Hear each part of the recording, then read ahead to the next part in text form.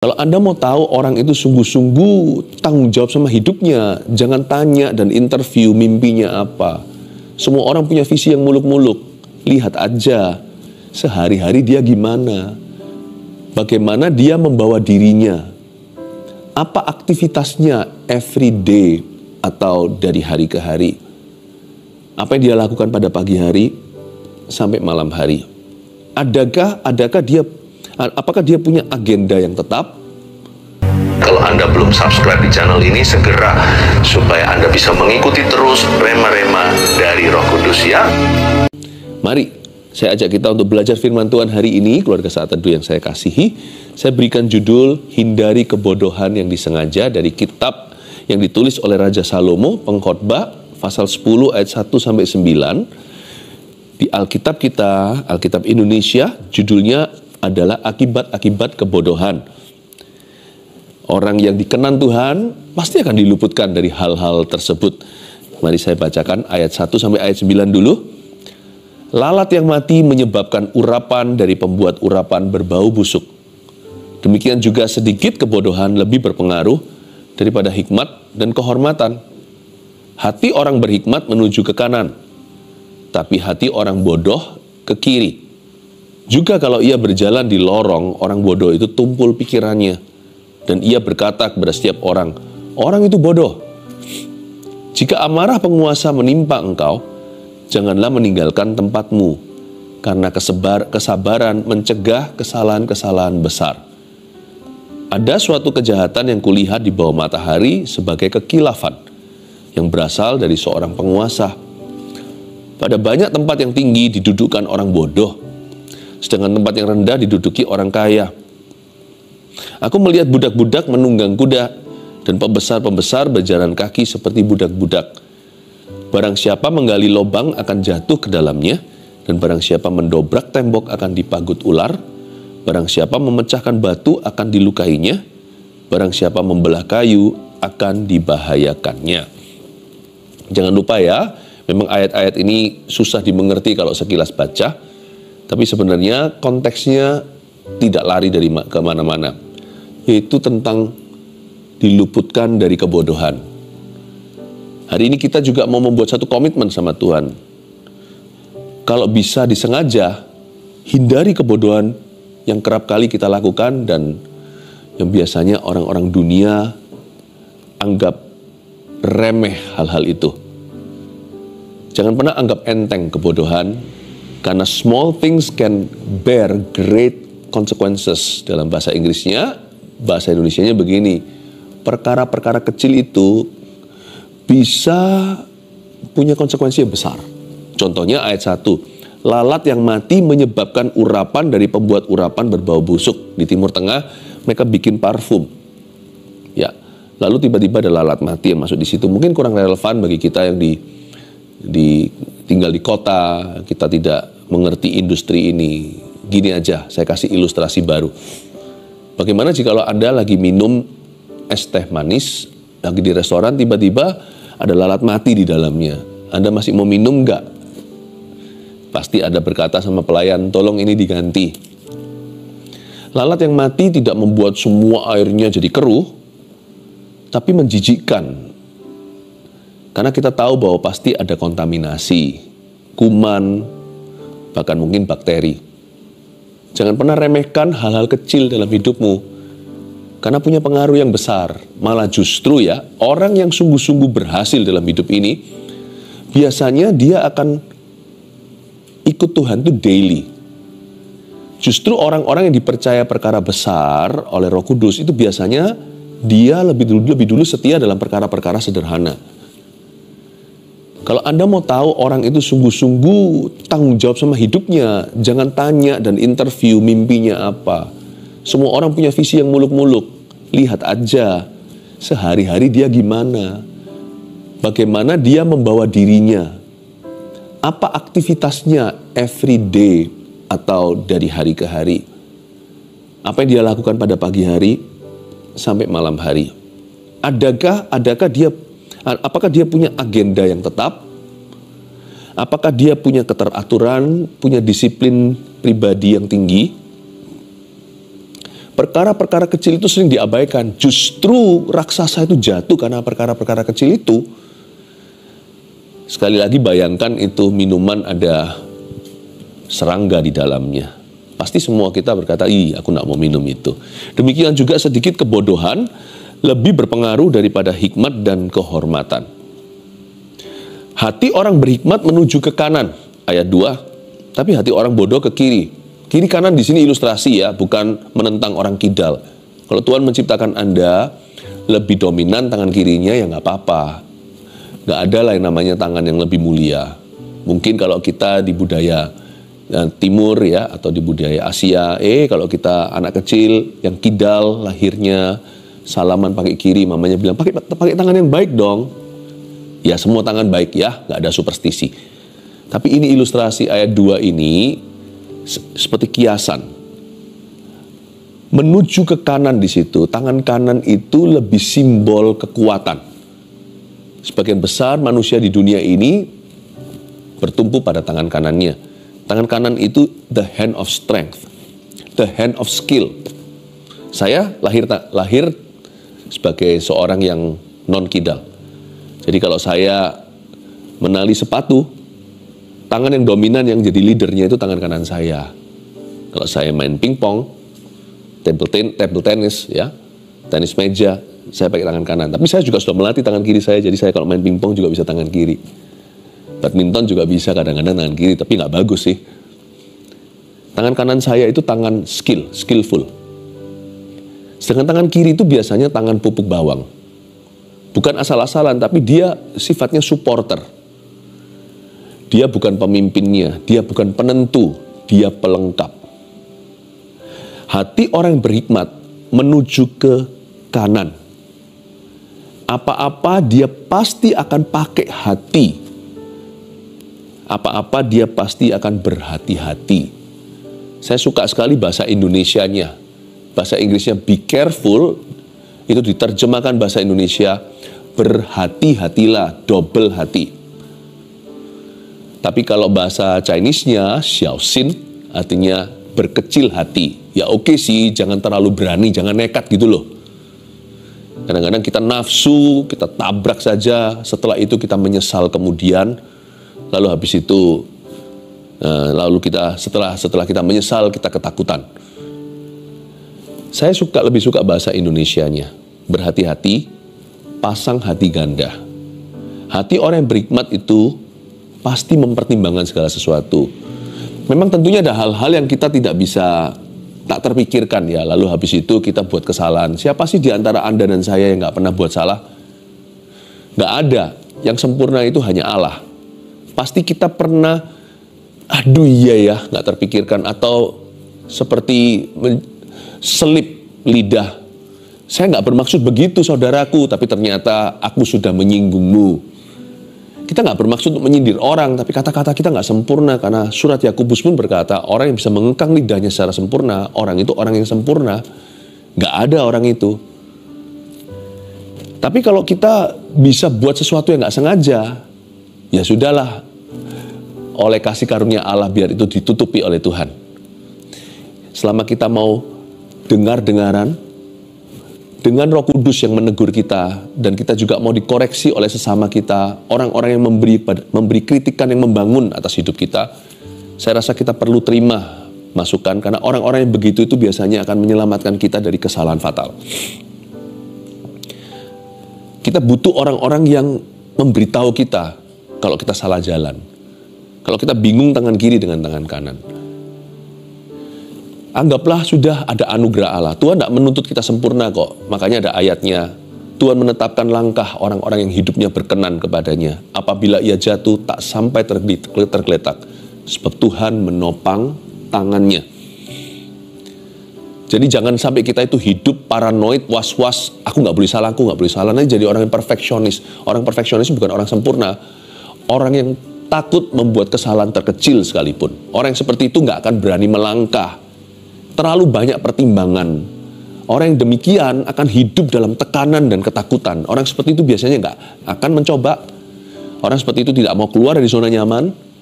Dan biasanya hanya mau mempertahankan dan tidak mau melakukan sesuatu yang baru. tidak berani mengambil resiko, dikit-dikit takut dikatai oleh manusia. Orang seperti itu tidak berbuah. Juga jangan jadi orang demikian. Tapi maksudnya adalah, sekalipun hidup ini gak lepas dari salah, don't worry, jangan takut, ada anugerah yang menjaga kita. Beginilah, kadang-kadang kalau kita salah pun, untung ya, Tuhan tidak menuntut itu terhadap kita.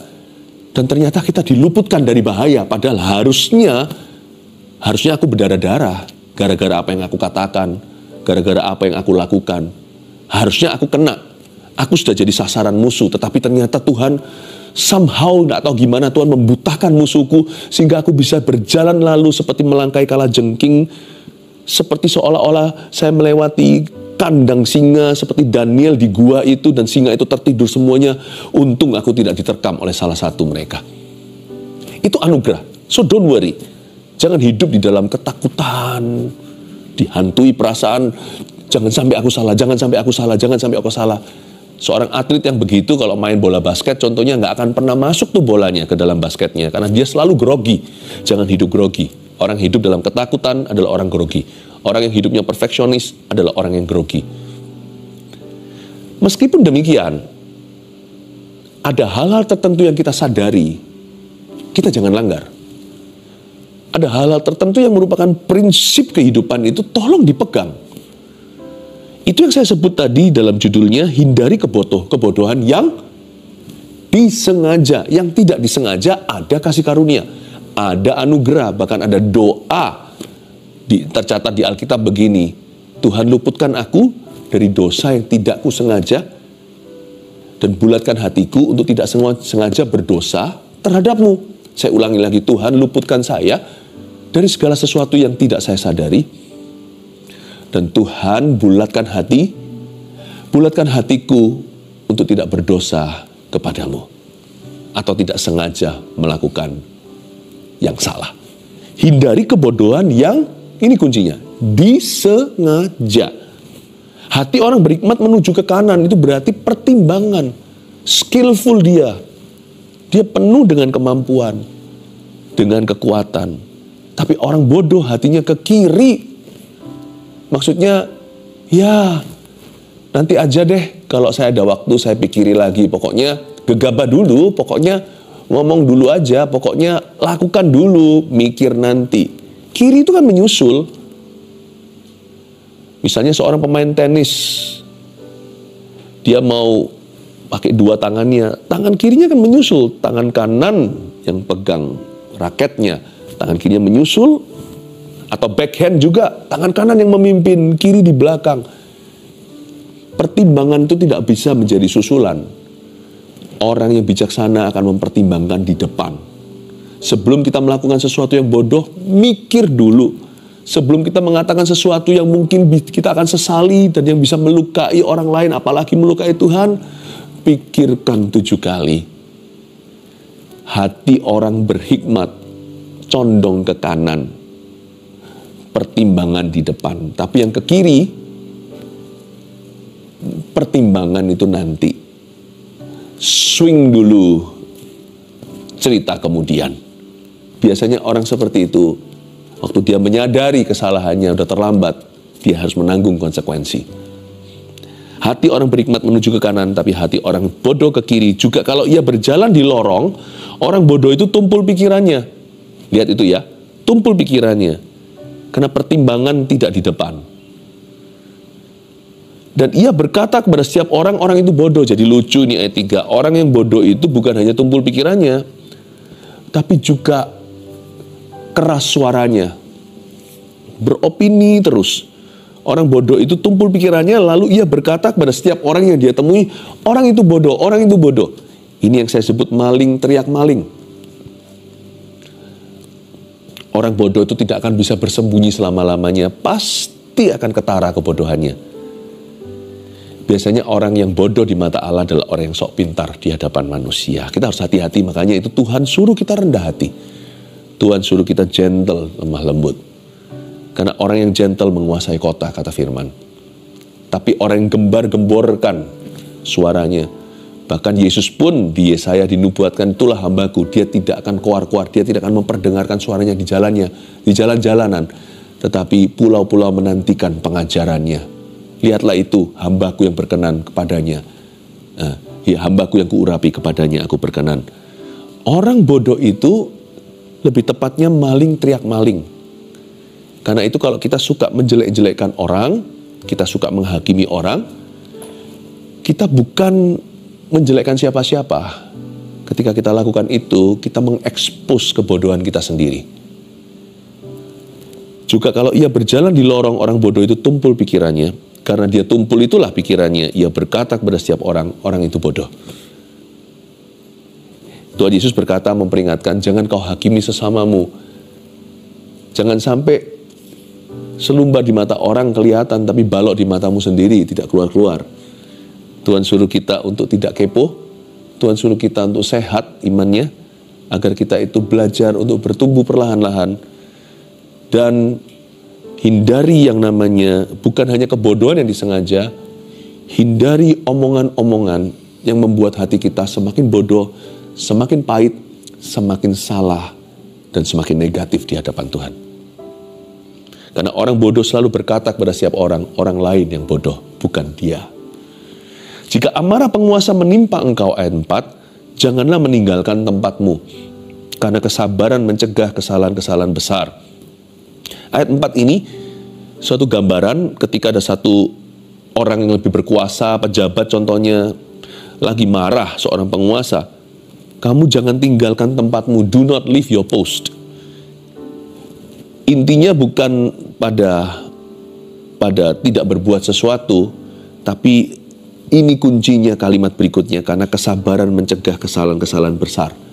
Ingat ya, ketika kita tidak tahu harus melakukan apa, kita tidak perlu melakukan apa-apa. It's okay. Sama sekali gak apa-apa. Ada waktunya ketika kita tidak tahu what to do. Waktu kita tidak tahu harus berbuat apa dalam hal ini, belilah waktu. Boleh lo ngomong sama orang, aku gak bisa putuskan sekarang. Kasih saya waktu untuk berdoa dulu, kasih saya waktu untuk rundingan dulu, kasih saya waktu untuk mikir dulu. Ketika kita beri waktu, kemungkinan besar adalah kita akan menghindari kebodohan yang disengaja atau kekilafan yang tidak bisa kita putar balikkan. Kesalahan fatal biasanya dicegah ketika seseorang berkata time out, tunggu sebentar, kasih aku ruang untuk mikir dulu. Jikalau amarah penguasa menimpa engkau, bukan hanya dalam konteks ada bahaya dari luar, bahaya yang perlu diwaspadai adalah yang dari dalam. Ketika kebodohan itu tidak disuruh oleh orang lain, kita sendiri yang melakukannya. Ketika kesalahan itu bukan disebabkan oleh faktor luar, tapi dari keputusan yang gegabah. Jika amarah penguasa menimpa engkau, situasinya sudah nafsu, suasananya panas, jangan meninggalkan tempatmu. Berada di tempat tadi, Anda di mana? Kalau tadi Anda belum memutuskan, jangan putuskan. Kalau tadi Anda sudah memutuskan, jangan ganti keputusan. Saya selalu sarankan kepada orang lain, termasuk saya terapkan pada diri sendiri, waktu emosi jangan buat keputusan. Dan waktu lagi emosional, jangan mengubah keputusan. Kasih waktu dulu. Kalau perlu delegasi sebagian daripada kuasa memutuskan itu kepada orang-orang yang Anda percayai. Supaya dengan 2-3 orang saksi, saling rundingan, ada kata sepakat. Sekalipun mungkin Anda adalah orang yang dominan, Anda bisa membuat keputusan sendiri. But for your own sake, demi kebaikanmu sendiri, kadang-kadang Anda perlu pilih 1-2 orang lagi untuk membantumu memutuskan hal itu. Sekalipun secara kepribadian yang dominan, Anda bisa putuskan sendirian. Tapi Anda harus belajar mengasihi hidupmu sendiri, karena waktu Anda emosi, biasanya Anda tidak objektif. Jika amarah penguasa menimpa engkau, jangan tinggalkan tempatmu. Don't do anything, don't change anything. Jangan melakukan sesuatu, jangan mengubah sesuatu. Karena kesabaran mencegah kesalahan-kesalahan besar. Justru kalau kita misalnya ada sales nih, entah apa gitu ya, lalu kita didorong, harus sekarang. Mesti sekarang, kalau enggak diskonnya hilang gitu ya. Nah kalau itu memang sesuatu yang memang sesuatu yang sudah lama Anda cari-cari, dan itu sah, wah ngapain ditunda lagi?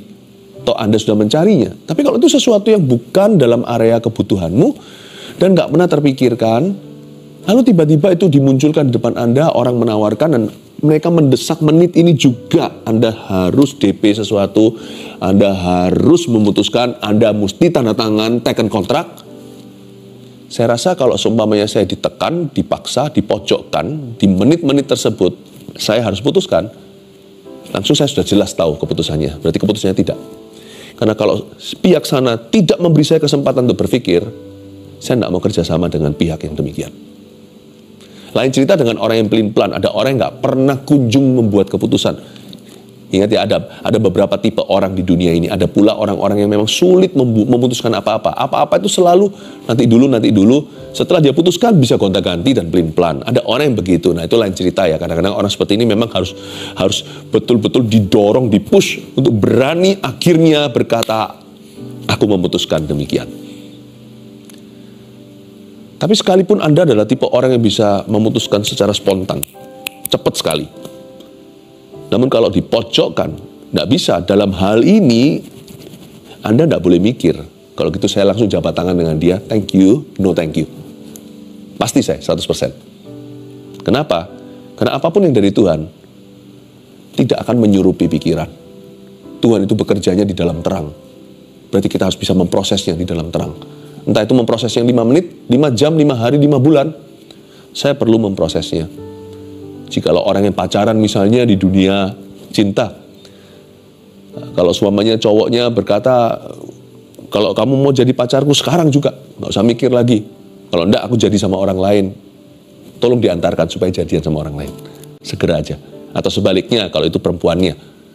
Kalau kamu nggak mau sama aku sekarang, aku langsung jadi sama cowoknya itu. Oh kalau gitu, tolong diantarkan aja. Thank you, kita akan jadi friend aja. Karena saya tidak mau hubungan saya gegabah. Semua hubungan itu harus dipertimbangkan. Hatiku condong ke kanan. Hatiku tidak condong ke kiri, asal-asalan. Ya, bisa disusulkan, itu yang namanya pertimbangan. Atau terbawa emosi suasana seperti orang kesurupan. Kiri nggak mikir banyak, kiri ngikuti. No. Hatiku itu ke kanan. Aku harus tanya Tuhan. Dan aku harus tanya dan berkonsultasi dengan orang yang tepat. Bukan berarti setiap kali membuat keputusan mesti lambat, bukan. Paling tidak aku perlu memprosesnya di dalam pikiranku. Karena sekalipun Allah adalah roh, Tuhan tidak pernah bypass akal budi. Malah justru di Roma 12 dikatakan, apa-apa untuk tahu kehendak Allah yang sempurna, mana yang baik, mana yang benar, perbaharuilah akal budimu dengan firman. Tuhan tidak akan pernah bekerja di dalam remang-remang. Janganlah meninggalkan tempatmu karena kesabaran mencegah kesalahan-kesalahan besar. Ada suatu kejahatan yang kulihat di bawah matahari sebagai kekilafan yang berasal dari seorang penguasa. Lebih lanjut lagi ada, luar biasa ya kita pengkhotbah ini. Pada banyak tempat yang tinggi didudukan orang bodoh, bayangkan, ada tempat-tempat kedudukan yang tinggi yang memerintah orang-orang bodoh, sedangkan tempat yang rendah diduduki orang kaya. Orang yang kaya hikmatnya, pengetahuannya, resources sumber daya dan pengalamannya, malah justru di tempat rendah. Orang-orang pembuat keputusan yang mempengaruhi ribuan orang diduduki oleh orang-orang yang tidak benar, tidak orang-orang bodoh, tidak berpengalaman, motivasinya salah. Kalau kita baca seperti ini ya, ternyata ada beberapa hal yang saya petik. Life and the world, dunia dan juga hidup ini memang tidak fair. Jadi nggak usah kita ngomel, nggak usah kita kepahitan. Memang itulah realita hidup di dunia yang jatuh dalam dosa. Dari sini kita juga diperingatkan bahwa posisi tidak menjamin atau menggaransi seseorang itu pasti berhikmat. Kalau Anda punya posisi hari ini, misalnya Anda adalah ibu, Anda adalah kepala keluarga, itu posisi loh. Posisi dalam family. Pastikan Anda mengejar hikmat Allah. Salomo aja kurang pinter apa? Ini orang serba bisa sebagai pangeran yang terlatih dan mendapatkan edukasi terbaik secara royalti. Waktu ditanya sama Tuhan, kamu mau apa? Sebab kamu hari ini menjabat sebagai raja, melanjutkan papa yaitu Raja Daud, kamu boleh minta sesuatu. Dia tidak minta kekayaan, keternamaan, popularitas, atau balasan terhadap musuhnya. Dia minta hikmat yang bermula dari takut akan Allah, tapi tidak berakhir sampai kepada takut akan Tuhan saja. Tapi diberikan kemampuan untuk bisa membuat keputusan-keputusan yang sangat-sangat efektif dalam hidupnya. Salomo minta hikmat. Kalau Anda berada di satu posisi, misalnya manajer sesuatu, apalagi kalau Anda direktur, misalnya kalau Anda adalah karyawan, dipercayakan satu divisi atau satu bagian, minta sama Tuhan hikmat. Sebab posisi tidak menjamin kebijaksanaan. Sebab banyak orang yang duduk di tempat tinggi adalah orang bodoh, dengan banyak orang yang duduk di tempat rendah adalah orang-orang yang kaya pengetahuannya. Minta sama Tuhan. Tuhan yang meninggikan seseorang dan menurunkan seseorang, minta hikmat kepada Allah. Dan hikmat dimulai dari ini. Hikmat dimulai dengan tidak membangkang atau dengan sengaja melakukan kebodohan atau apa yang salah atau apa yang mendukakan hati Allah. Kalau kita nggak bisa lewati A-nya dulu, nggak ada B, C, D, E, F, G. Sebelum hikmat itu bertambah menjadi hal-hal yang berikutnya, hikmat selalu bermula dari takut akan Tuhan. Orang yang takut akan Tuhan selalu akan menghindari kebodohan yang disengaja. Mari kita lihat ayat 7. Aku melihat budak-budak menunggang kuda dan pembesar-pembesar berjalan kaki seperti budak-budak. Barang siapa menggali lubang akan jatuh ke dalamnya. Dan barang siapa mendobrak tembok akan dipagut ular. Coba bayangkan ya. Coba bayangkan suatu hari dengan santainya, tanpa diselidiki dulu, tanpa disurvei dulu, dia gali lubang aja gitu aja. Lalu dia jatuh sendiri ke dalamnya. Lalu habis itu dia mendobrak tembok. Tembok itu didobrak, digoyang-goyang tanpa dia tahu ternyata di dalamnya ada ular. Pernah mungkin kita melihat video orang-orang mencoba untuk jatuhkan pohon. Dia nggak punya perhitungan yang matang, pohonnya jatuh ke dia. Itu menurut saya namanya kurang perhitungan. Ya, kurang persiapan. Maunya banyak, ambisinya besar. Tapi akhirnya ujung-ujung dia yang ketiban. Dia menggali lubang di sini nggak tentu menggali lubang untuk orang lain. Dia mungkin menggali lubang untuk sesuatu, tapi dia sendiri jatuh dalamnya. Atau dia gali lubangnya sampai dalam sekali, lupa tangganya. Dan dia sendirian menggalinya. Teriak-teriak sampai malam hari, besok baru ada orang lewat. Maksudnya apa? Before you do anything, plan it well. Sebelum melakukan sesuatu itu, rencanakan dulu. Meskipun kita tahu yang namanya kehendak Allah, let your will be done, biar kehendakmu yang jadi. Tapi nggak salah sih berencana, karena Tuhan juga memberi kita akal budi. Dan Roh Kudus itu bekerja melalui perencanaan pula. Meskipun dalam kita merencanakan hidup kita selalu berkata, jikalau Tuhan menghendaki, aku akan pergi ke kota itu. Aku akan melakukan ini dan itu seperti yang disarankan di surat Yakobus. Tetap ada ruang untuk kedaulatan Allah. Tetap ada yang namanya kebutuhan untuk berserah penuh. Bukan faktor X-nya yang tidak terduga, tapi faktor G, faktor God, faktor Tuhannya yang harus kita tunduk selalu. Namun demikian, kalau orang tidak berencana, ya dia berarti berencana untuk gagal. Bayangin dia mendobrak tembok, kalau nggak dicek dulu tuh temboknya gimana. Sedangkan seekor anjing kalau mau buang air kecil aja, kenapa dia muter-muter, saya baru tahu.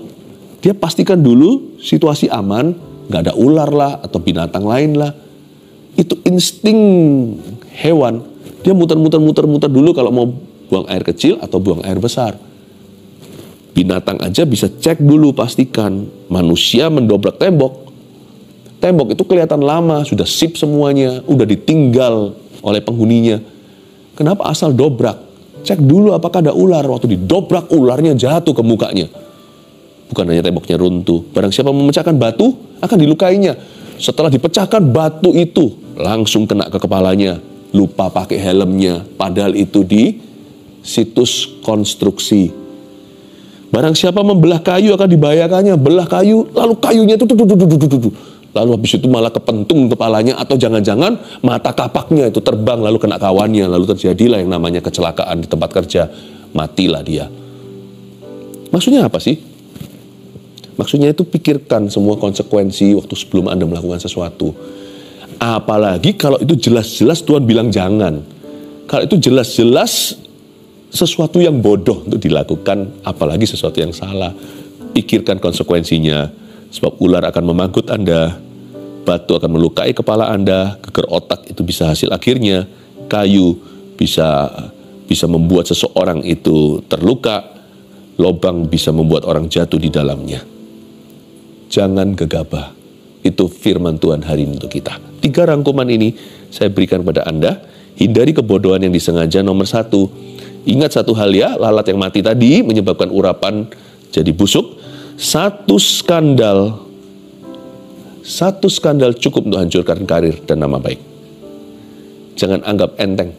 Apalagi dosa perzinahan. Ingat ya, dosa perzinahan adalah a career ending sin. Dosa perzinahan atau percabulan adalah dosa yang selalu menghabisi karir seseorang. Selalu. Presiden, pendeta, pengusaha, siapapun juga.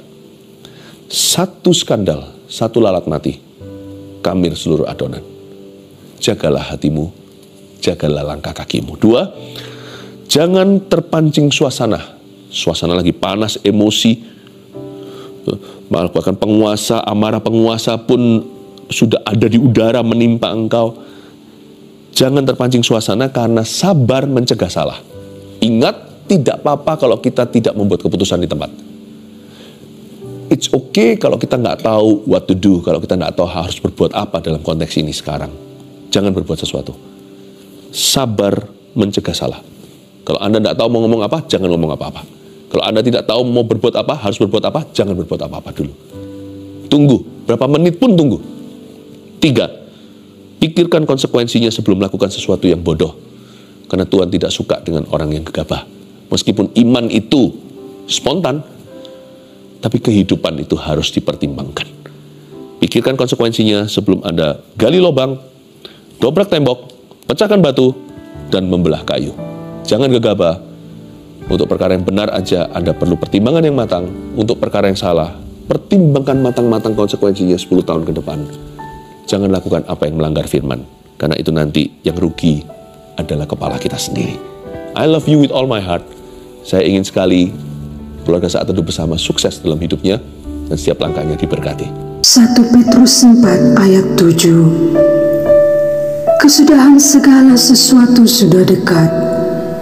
Karena itu, kuasailah dirimu dan jadilah tenang, supaya kamu dapat berdoa. Saudara yang terkasih, terima kasih telah mendengarkan firman Tuhan hari ini. Jangan lupa untuk dukung terus channel ini dengan cara subscribe, like, share, dan juga komen, agar saudara kita yang lain juga boleh terberkati. Tuhan Yesus memberkati kita.